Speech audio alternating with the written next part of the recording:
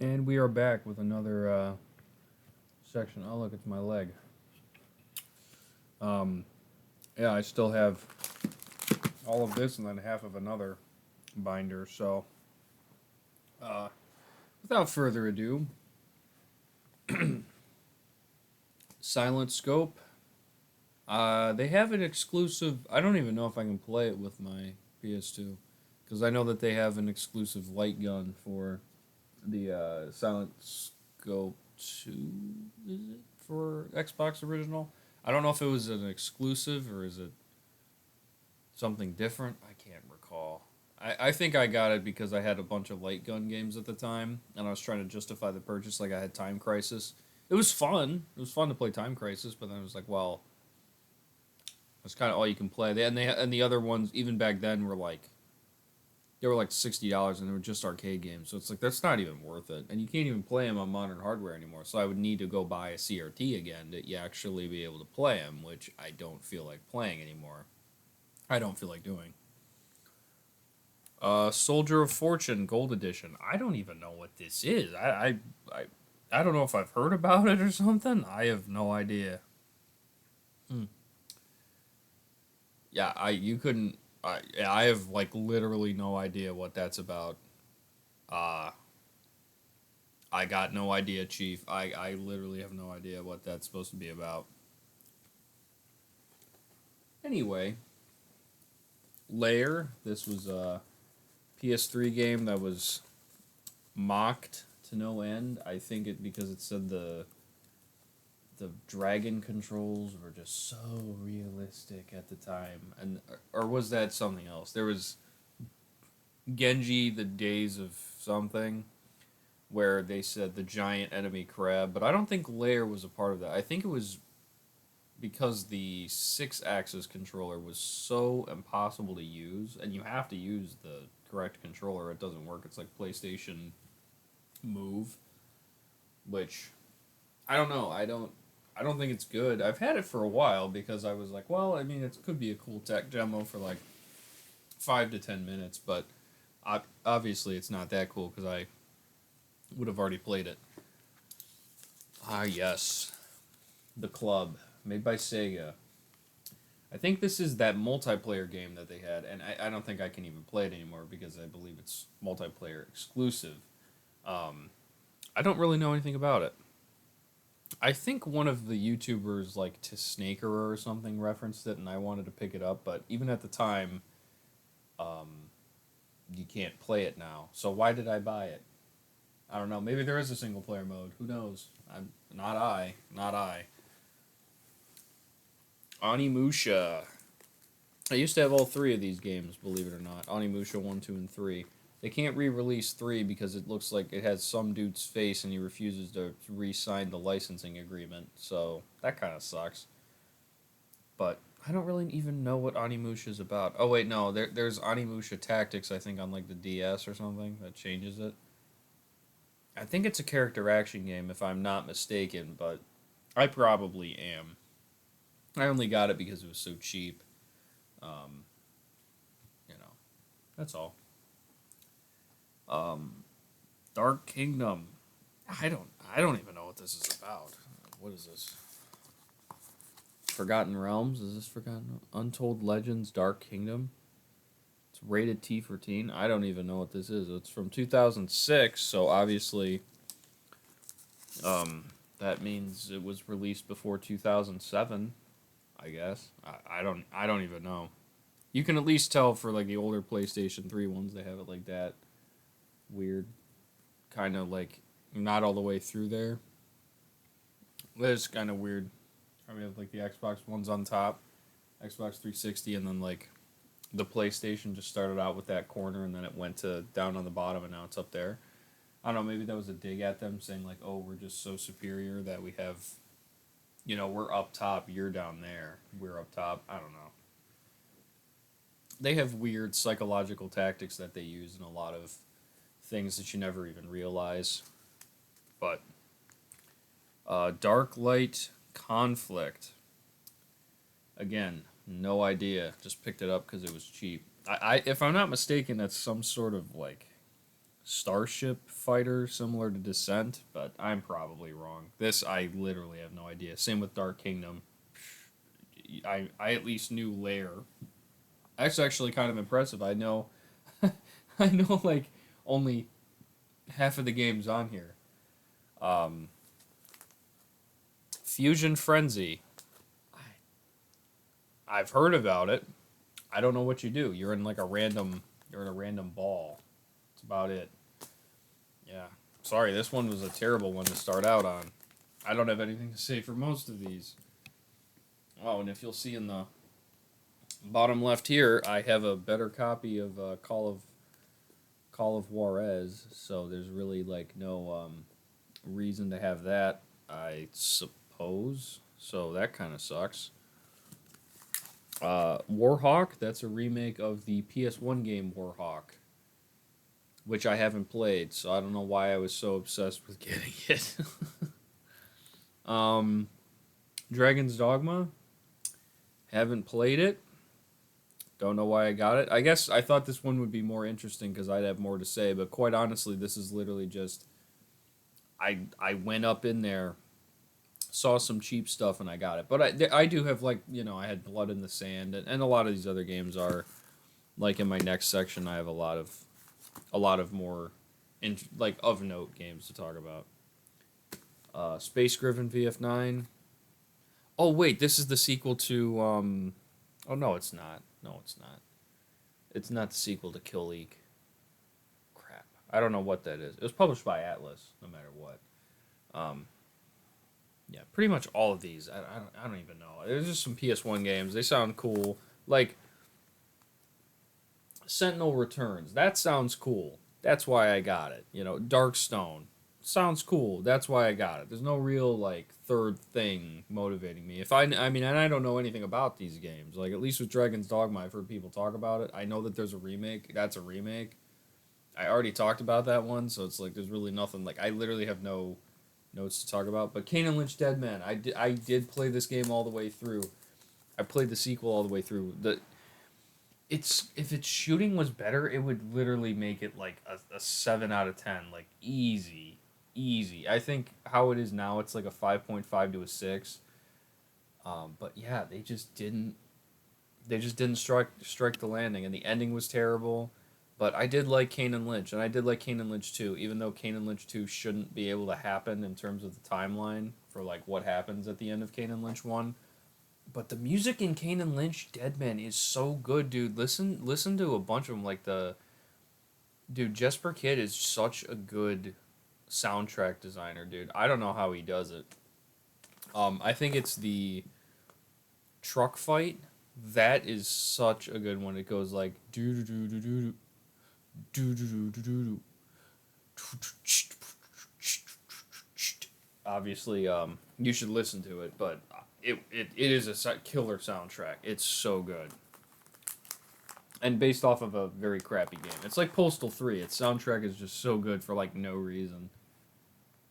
Ah, yes, Crisis 2. A game that I haven't played. I have Crisis 3 as well. But again, Crisis is a shooter. It's the most powerful game of all time because they set your PC settings that you have to use half of all your dedicated RAM to run it. But I really haven't like gotten around to playing it. I tried playing it on Steam, but I need something to fix it to actually make it work. I'm just kind of too lazy to figure it out. Future Tactics: The Uprising. No idea. Spyro: A Hero's Tale. I got it because it was a Spyro game, even though I don't play a lot of Spyro games. Yeah, like I really have I know nothing about that.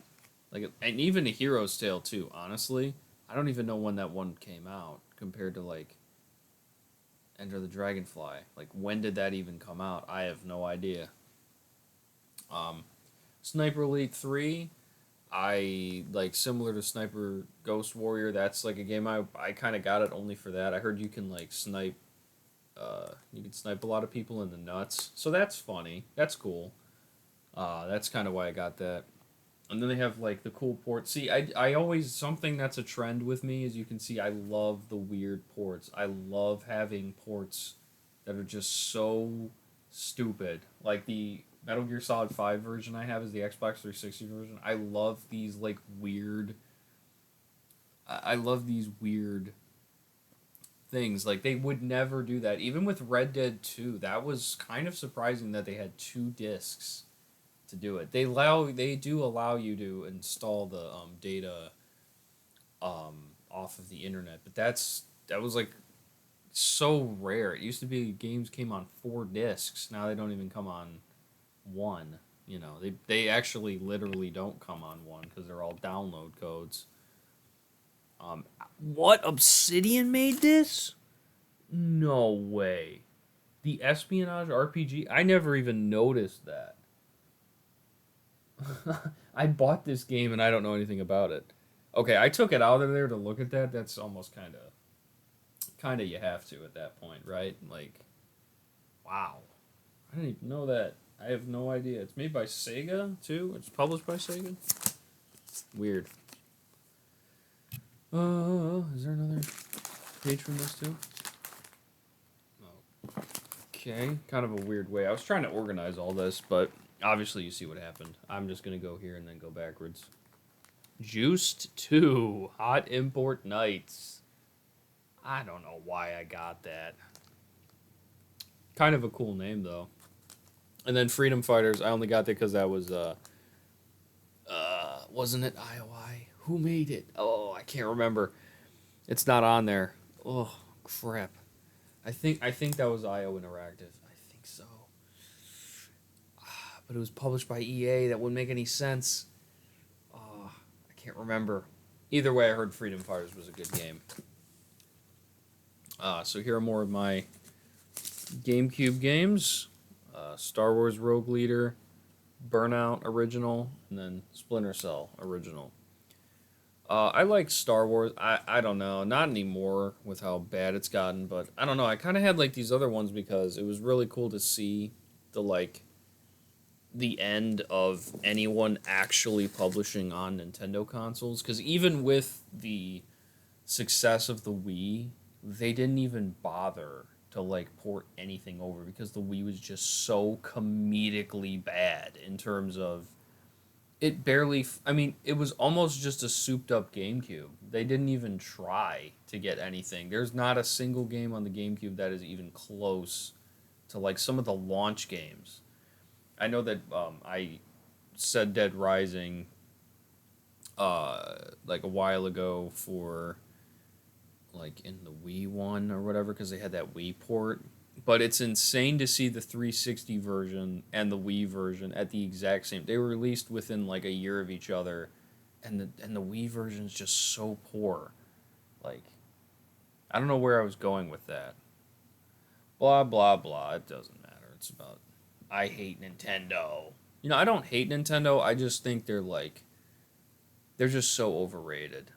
They're like it's like Disney adults. It's like saying Disney movies are the best movies of all time. It's like, okay, yeah, they're really good, but like there are better movies out there.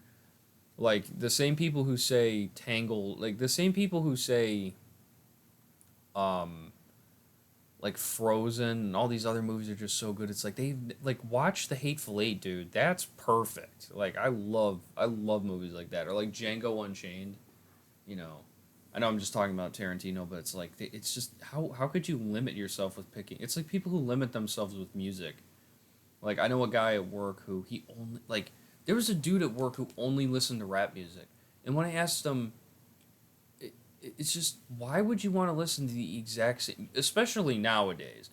You know, a record used to be really expensive, so if you only really liked one type of music, I can at least understand that. Even with CDs, it's not like they were. I mean, CDs were like $15, so it's not like it was, you know, something that you can easily buy. So I understand not getting out of your boundaries. But with Spotify, I mean, you have every song ever created basically within a 1 percentage point of weird ones that don't get on there for contracting issues. I mean, why would you want to restrict yourself? Anyway, again, man, I'm really losing it today. That's 2 points in a row. I have no idea where I was going with that. Smashing Drive. No idea. Destroy All Humans 2. I did like Destroy All Humans 1 and I played through it all. Have not beaten 2. So that's actually a game that like I would play at one point. I don't feel like playing it right now, but I did I did have that. They had the remake too, but I think it was only for one, which that stuff just annoys the crap out of me. Hyperdimension Neptunia. I only got, I don't know. Honestly, I only got it because one of my other friends was into it, and I got it, and I never played it. It's the whole thing that inspired, Chris Chan. So it's kind of like I don't know if I could even in good spirits play it, lest I be tempted. And then Lost Planet, I heard is pretty good, but I don't know. I think I have it on Steam too. That's kind of a lot of things that I have. So, oh, and Sin and Punishment. I almost forgot about that. I have Sin and Punishment. Anyway, now that we're done with this one, I got one more thing, and I'm kind of rushing it along a little bit because realistically, like again, a lot of it is unless it's something I have to comment about. These were games I just was like, oh man, a game for $1? Sure, I'll play it one day, and I never did. But here are like some better ones that I have that I kept separate. Kingdom Hearts. This is not like the full collection. This is only 2.5 remix. I don't know. I heard that this story is just so needlessly complicated. I've always Roxas as Sora's nobody is a real sentence that someone has said to somebody and it means something. It's so weird. And it's kind of like Epic Mickey where it's like, oh, am I really ooh, I got to go see Winnie the Pooh. I got to go see Mickey Mouse. Like I don't know, it's kind of like childish to me, but it's at least a cool idea. I cannot knock it.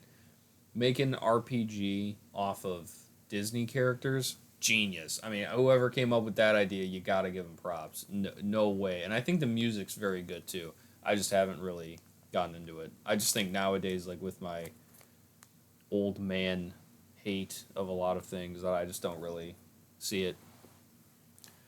Prince of Persia: The Sands of Time. I knew I had this one. This is like the one that everyone says to play. So why would I bother playing like, you know, 2 or was it 3?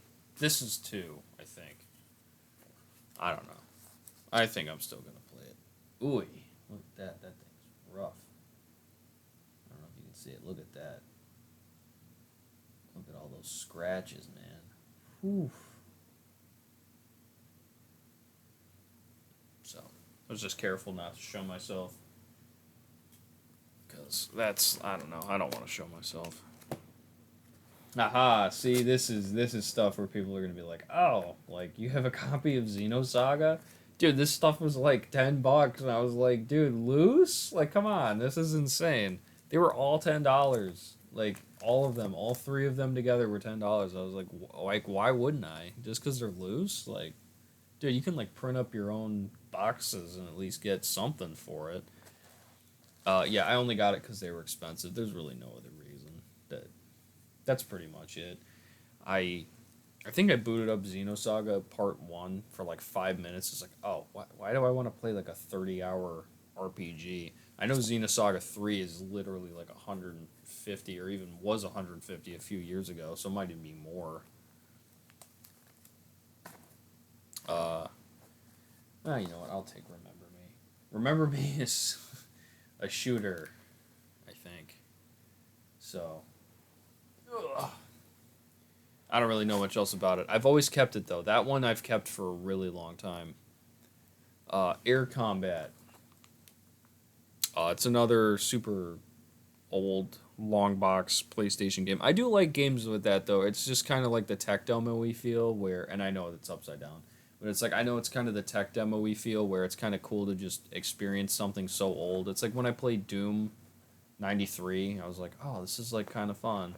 Or even when I played Wolfenstein, it's not the fact that I'm playing it because I love it. It's because I'm playing it because I'm interested in it. Not like Doom 1, because Doom 1, I guess, is a bad example, but like, maybe like the Spear of Destiny, which is the sequel to Wolfenstein, where it's just like, oh, it's kind of cool to see like the evolution, and it's like a cool tech demo.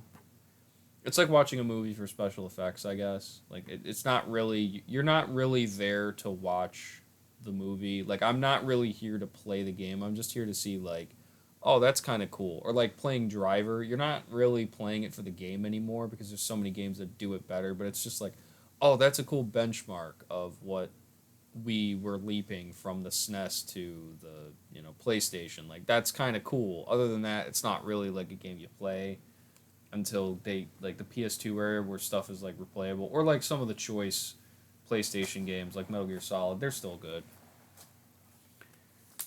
Hail to the king, baby. So like Duke Nukem, Time to Kill. Uh, this was kind of recommended by Civi11, where he went through, not really recommended, but like when he went through all the Duke Nukem games. I think Duke Nukem is totally of his time, though. I don't really know how they thought that they were going to get. Like, even Duke Nukem coming out in, in like 2011 is when Forever came out. I'm probably mistaken, but it was like he was such a 90s character where it's so weird to see him like interact in the modern day. But I heard the game's bad. It's like an isometric shooter. Or there's one that's good. There's one that's bad. I have Manhattan. I had Manhattan Project, but I heard that that one's not good. I can't remember. They had a bunch of Duke Nukem games. Rhythm Heaven Fever. I haven't even played the original Rhythm Heaven, so how can I talk about Rhythm Heaven Fever? All of these Wii games, again, like I got them for $1. Pretty much all these games I got for. Oh, that's embarrassing. Look at that. I didn't even know I had that. Air combat and then air combat. Yikes. Oh wait, never mind. This is just the manual. Whew. Thought I had 2 copies. That would have been really embarrassing to show on stream. Okay. Black. Heard it's a good game. I think it is a really good game from what I heard of it. So, I think it's a game that really is a benchmark game. Like it really pushes the test. It really pushes the envelope in terms of what it does for the console. Like it's a very early PS3 looking game, is what people have said. It's really fun. Haven't played it. I know that the uh, box art is just a bunch of bullet casings on the floor, which is really cool. That's really cool. They don't have inspired stuff like that anymore, so it's really cool to see things like that. The PS3 version of GTA 5. It's my only way to actually play it right now. Again, kind of cool that they ported it and came out, but it's very odd to think that this is the most popular game like of all time, basically. Like Minecraft, I don't know if that really counts necessarily, or like Tetris or Pac-Man. Like those are kind of combined ones, and I think Minecraft is even just something that's a little more um what's the word? It's not the fact that it's indie, it's just Minecraft was like solely made for everybody. Like it's almost kind of just playing Legos. Like how would that not appeal to everybody, if you get what I mean? So the fact that this is in like top top 10, top 5 with being what it is, it's honestly kind of crazy. And now that they're making GTA 6 and they have age verification, they're going to lose all their sales, so I don't know what they're going to do. Um, but whatever. That's probably going to be bad. I think I think the GTA series really after 4. I think 5 is like it's like Borderlands 2. It's like Borderlands 2.5, where it's like I think the humor's really cringe now. Like some of the jokes in Borderlands 2 are still funny. I think there are some jokes in GTA 5 where it's like it's so cringy. Like Trevor is such a cringy, awful character. Like, oh, I'm the psychopath. Ooh, but I'm funny. It's really lost its edge in terms of and it's like you don't have to be edgy to be funny. Uh I think it really is kind of more nuanced than that. As long as the jokes are funny and the satire is clever, it doesn't even have to be like that. As long as it's a fun game, I just think GTA 5, especially with like Trevor, it's just so like it's just so annoying. I haven't played it in a while too, but I never really had any want to go back. Like I had a want to play GTA 4. I had a want to play San Andreas and 3, but like I've never had that desire to be like, man, you know what'd be really fun is to play GTA 5 right now. And that's strange considering how popular it is. But it's only popular because of the multiplayer mode and how it takes money from kids. So, uh, let's see. So we have a few more Wii games here. These are actually games that are worth something. Mario Kart Wii I got for free with my Wii U, which I don't have anymore. I think Mario Kart's just something I don't really like that much. I know it's just something like Doom 2016 where just something just doesn't click. I think it's fine for like a little while, but it's like, is it something that I would just jump to play? No, I don't think it's that fun either. It's like in Super Smash Brothers, I think there's enough skill that it's fine, but in like Mario Kart, when you're doing good and you just get hit by a blue shell, it's just like, to me that's not fun. It's like, oh, okay, well I just was super good at the entire game and now it's just, oh, okay, I got the blue shell button and now I'm dead. Oh, that's fun. And I get in fourth place. I mean, there are a few like fun tense moments, but I think unless it's like, Smash where it's at least more skilled, or you go into a game like Mario Party where it's entirely based on luck and you just kind of like know that going in. That's different. That's entirely something else. But yeah, Mario Kart Wii. I played it a lot with like my neighbor as a kid, but like really, I never really have a craving to go back. I tried. My wife likes Mario Kart, so I tried getting her to play it, but she's not. Her brain just is not capable of playing video games. And I don't even mean that in like a mean way. It's just she just does not like anything that is a video game or like fictional. It's just she does not. Her brain does like not like that stuff. So it's very hard to get her to play. Or if I do get her to play, it's like for about 20 or 30 minutes. She's like, well, you have to be more productive. I'm not just going to sit here. So, but I still love her. I do love her, not I still love her. That's the correct terminology. Wario Land Shake It. I had this. This is my copy from when I was a kid, so I'm never really going to get rid of this one. But it was it was like a 2D game. I don't know why I never finished it. I don't think it's that long. I know Wario World is like 2 hours long. I don't think Shake It is very long. But that was like so cool what they did with the 2D animation and using the shake feature to like grab enemies and absolutely rob them of all their money. I think it's a very good stylized game. Like if the Wii was as powerful as like a 360 and they still made a game like that in terms of styling, I would totally respect them. So that's what the Wii was good at. I really do like Shake It though. Some of the music's awesome, and then the grabbing the enemy mechanic and just shaking them. That's like cool. Like you can't even deny that was a really cool use of the Wiimote. Modern Warfare 2. I haven't played any other ones on 4. Can you believe it? Between the time that I've recorded this video like 2 days ago versus now, I haven't beat every other Call of Duty yet, so it's just not going to happen. Sorry. Actually, I don't know. Do I have a Call of Duty up there? Well, I would probably play Black Ops. See, I already forgot because I'm kind of just viewing them as segmented. And then Legend of Zelda Twilight Princess. I like Legend of Zelda. I just think it's like it's fine. It's just like I don't have my wires aren't crossed correctly for me to be like, oh, I really love. Wow, I still have a lot more. But I'm still going to go. I mean, at this point it's going to be like a 40-minute video and that's the end of it. So Ninja Gaiden 2. I haven't played Ninja Gaiden 1. So, yeah. Getting Up. Mark Echo's Getting Up. Contents Under Pressure. This is a rated M game. I think it's a graffiti game. I don't know why. My one friend had a steelbook of it, and that's why I got it.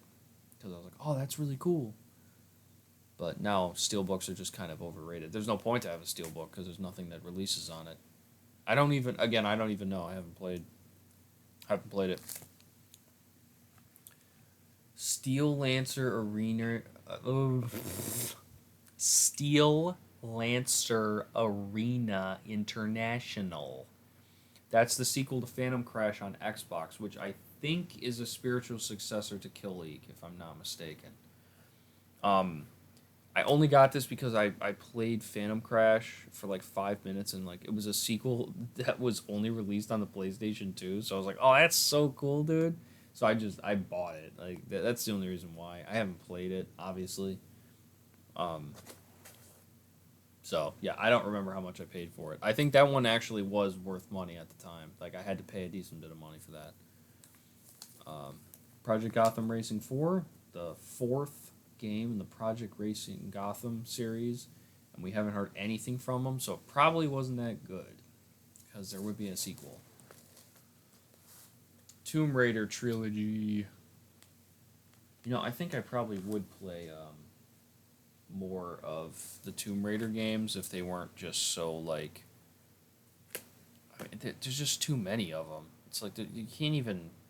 I mean, you play one, you play them all. I don't think that there's any way that out of the first five, if you played three, so once they got rid of the tank controls being super janky and you just were fine with it for the rest of your life, you know, I think this one includes like Legend, Anniversary, and like one other one. Like, yeah, that would be fun, but it's like, I don't know. I don't think Tomb Raider is like that fun. Like, it'd be like having, because I mean, Tomb Raider had so many games too. That's another thing. It's like it's just not even really that mysterious because they had like three reboots, right? Because after the first one, after Angel of Darkness, so that would be the first timeline. Then they had this timeline, and then they had the remake with what was it? It was like Rise of the Tomb Raider and like Shadow of the Tomb Raider, if I'm not mistaken. But it's been so long, so I don't know. I've never played any of them, so if I got it right, I'm kind of impressed with myself. Splinter Cell. This is the worst way to play it, though, apparently. I have Chaos Theory on my Xbox. I think I should just play it like that. Chaos Theory, though, was so good. So impressive with the lighting engine. They do not do stuff like tech demos like that. Like Doom 3 has such a good engine for that. And then here are kind of like my super, well, I guess for like a little few pages. Midnight Club Los Angeles Complete Edition. This is a second copy of something I have, so that's not good. New Super Mario Bros. Wii. I mean, I like it. It's fun. I don't think the saving system is kind of annoying for both the DS version and this, so that's kind of annoying. But it's okay. I like it. It's a good return to form when it came out. It was pretty cool.